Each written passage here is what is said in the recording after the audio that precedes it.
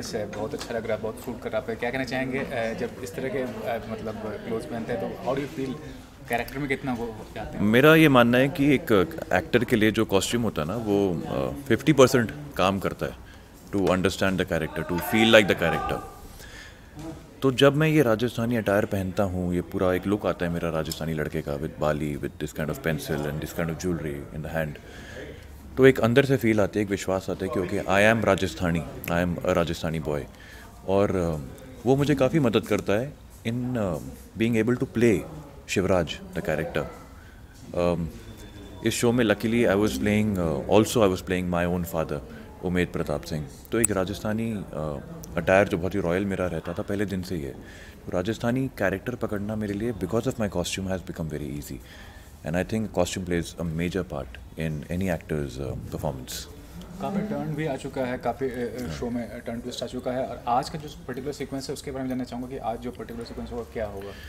तो जैसा कि सारे दर्शक जानते हैं कि कनक की शादी की बात चल रही है घर में। कनक जो कि मेरे बॉस की बेटी है रतन साहब की, लेकिन वो बहुत ही बिगड़ी हुई लड़की है और वो किसी लड़के से प्यार करती है, जो कि लड़का गलत है, मुझे पता है, लड़का धोखा दे रहा है उसको, लेकिन वो प्यार में अंधी है। तो उसकी शादी होने वाली है और मेरे बॉस ने मुझे रिस्पॉन्सिबिलिटी दी है, जिम्मेदारी दी है कि किसी भी हाल में कुछ गलत नहीं होना चाहिए, यू शुड मेक श्योर कि वो कहीं ना जाए और शादी प्रॉपर हो जाए। पर कनक कैसे भी भाग जाती है घर से, और इस बात पे मुझे बहुत डांट पड़ती है और मुझे एक चैलेंज सा दिया जाता है कि जब तक मैं उसको लेकर वापस नहीं आता, I should not come back, and मैं अपने बॉस की शक्ल नहीं देख सकता तब तक। तो मेरे लिए बहुत बड़ी बात है, बिकॉज मेरे लिए रतन साहब मेरे लिए भगवान जैसे हैं, because he is taken care of me for ever. तो या अब पूरा चेज सीक्वेंस होगा, एक सर्च सीक्वेंस होगा, जहाँ मैं कनक को ढूंढ के कैसे भी वापस लेके आऊँगा। ये भी जानना चाहूँगा कि टेलीविजन इतना एक्सप्लोर किया आपने, इतना थोड़ा जल्दी ख़त्म करते हैं, इंटरव्यू चल रहा है। ये कहना चाहूँगा कि आगे कैरियर पॉइंट ऑफ व्यू से कुछ अलग एक्सप्लोर करना चाहते हैं एज एन एक्टर? जी, मैंने नोटिस किया है कि when man proposes God disposes. हम जब सोचते हैं ना कि हम ऐसा करेंगे वैसा करेंगे, तो भगवान शायद हंसते होंगे ऊपर, क्योंकि उन्होंने हमारे लिए जो हमारे लिए बेस्ट जर्नी है वो सोच के रखी हुई है। तो अब मैं in my head I have submitted myself to the universe, not just in my professional life but in my personal life also. तो मेरा ये मानना है, I'm open to everything. जो चीज़ वर्कआउट होगी, जो चीज़ सामने से आएगी, जो चीज़ मेरा दिल करेगा करने का, मैं वो करूँगा।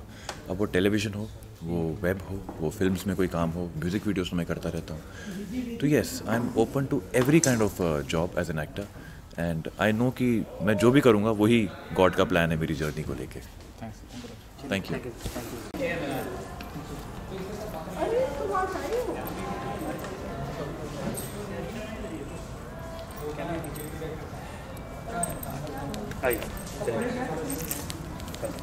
मैम जानना चाहूँगा कि आज जो पर्टिकुलर सीक्वेंस है और जो आप कैरेक्टर प्ले करेंगे ना, जब कॉन्सेप्ट जो है कि भाई बहन का रिलेशन को दिखाया गया है जी, तो आपको इस शो को चुनने का रीज़न क्या रहा है? कॉन्सेप्ट को लेकर या what is the reason to being part? definitely concept because I really like the chemistry and the love between brother and sister. तो जैसा प्यार दिखाया गया है रसाल और भाईसा के बीच में, और बहुत ही इंटरेस्टिंग स्टोरी है, फैमिली बहुत अच्छी है, सभी कैरेक्टर्स बहुत अच्छे हैं, सो या definitely. What about you sir? पहले मतलब मैं जितने भी कैरेक्टर्स किए हैं बहुत ममा बॉयज़ जैसे होते थे, तो मुझे ये कैरेक्टर लगा बहुत यूनिक, और जब ये एंटर करता है तो पहली नज़र में ये रसाल से प्यार कर बैठता है। जो रसाल है मतलब रसाल अपने भाई की ढाल, तो रसाल मतलब इस जो कैरेक्टर है ये बहुत मेन कैरेक्टर है, एंड इसके अपोजिट जो लड़का आया है जो इससे प्यार करता है, जो इसको पहली नज़र में दिल दे बैठा है, तो इन दोनों की जो केमिस्ट्री है वो बहुत अच्छी है। थोड़ा सा प्यार है, थोड़ी सी तकरार है, तो बहुत मतलब नोक झोंक टाइप है, तो ऑडियंस को बहुत पसंद आ रहा है। मतलब बहुत सारे हमारे पास मैसेजेस आ रहे हैं, इंस्टाग्राम पे लोग हमें पिंग कर रहे हैं, तो ये है। लेकिन आगे जाके इसमें काफ़ी मज़ा आने वाला है। ये भी कहना पड़ेगा कि मैं हाँ आप बोलिए। सेम। सो या for me the reason was क्योंकि ये एक शो है जो कि भाई बहन के प्यार के ऊपर है, बहुत ही डिफरेंट कॉन्सेप्ट है। यूजुअली हम लव स्टोरीज़ देखते हैं, बट भाई बहन के रिश्ते की जो स्टोरी है ये बहुत ही यूनिक और बहुत ही ब्यूटीफुल है। तो रिस्पांस कैसा है जो भी आपको? Oh yeah, I'm getting a lot of messages on Instagram. People want to become my brother. they want me to become their sister, and I'm getting a lot of messages about our chemistry also. Summer और रसाल के बारे में, भाईसा और रसाल के बारे में, and the big thing for me is that they they are accepting me या as रसाल, तो ये बहुत ही बड़ी चीज़ है मेरे लिए and I am really really grateful. लोगों के मतलब सबसे अच्छा मुझे ये लगा कि जब लोग हमें पसंद करने लगे, जब हमसे पूछने लगे कि इस कपल का नाम क्या होना चाहिए, लोगों ने रस्म कहा, मतलब अलग अलग जो डिफरेंट नाम होते हैं उनसे हमें प्यार देने की कोशिश की। बड़े सारे हमें मतलब कमेंट्स देते हैं, हमारी स्टोरीज़ डालते हैं, पोस्ट करते हैं, तो आपको बहुत अच्छा लगता है जब आपके काम को अप्रिशिएट किया जाता है। तो हम यहाँ भी हैं, हमारी यहाँ भी बहुत अच्छी केमिस्ट्री है, बॉन्डिंग है और डील पे तो है ही definitely. Thank you so much. Sir जानना चाहूँगा जो आज का सीक्वेंस है बहुत इंपॉर्टेंट है, मेरे सीक्वेंस बताइए दर्शकों को और कितने उत्साहित हैं इस चीज़ को लेकर। सबसे पहले तो सब दर्शकों को घनी खम्मा हमारी तरफ से, हमारे और हमारे परिवार की तरफ से। और ये जो शो है रक्षाबंधन, ये भारत के एक विशाल पर्व का हिस्सा है, one of the celebrated festivals across India, जिसमें भाई बहन का जो संबंध होता है उसको बहुत मधुरता के साथ प्रदर्शित किया जाता है।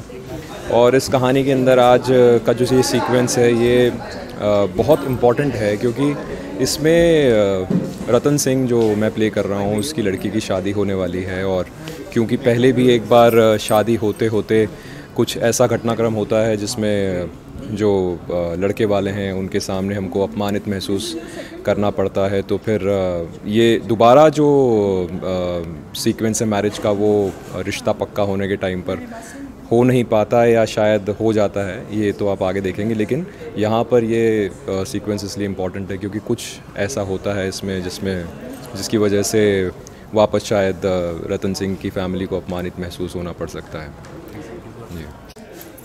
सबसे पहले तो थैंक यू वेरी मच। मैं हूँ अर्पणा अग्रवाल, आपकी वृंदा। ये बड़ा अच्छा कैरेक्टर मिला है मुझे और मुझे लगता है मेरे करियर में ये दूसरा नेगेटिव लीड कर रही हूँ मैं। वृंदा एक तरह की मंथरा है जिसके बिना घर में कुछ भी मतलब जो बोलते हैं उठापटक या फिर कुछ कांड जो घर में करती है वो ये वृंदा ही करती है।